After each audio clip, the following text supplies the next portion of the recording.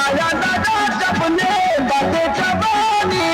लिखी भर लूटा लहरिया ये रानी कि दिलरत खोलत पहिरत साड़ी मन मरयाद भाल जाए जब खोसत खोसत पले धागे भाई बा जब खोसत खोसत पले कमर में धागे भाई बा खाबू वाला खाबू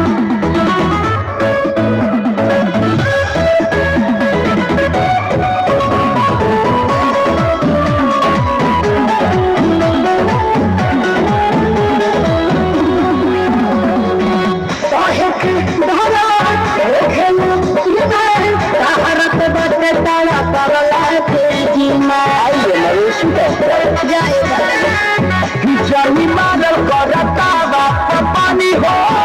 माचा खाती साचा सोहे बड़ी रानी हो के मुर्गी तोहरा खातिर डालो शादी भाई जाए जब खोसत खोसत पले कमर में धागे भाई जब खोसत खोसत पले कमर में धागे भाई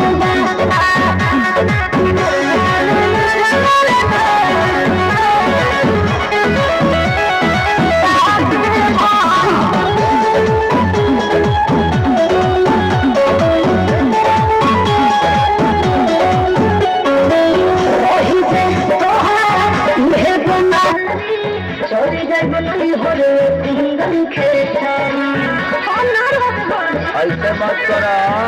जबले निकलता रात तले ले बेटा नाव नदिया में जाल हमर खेलेगा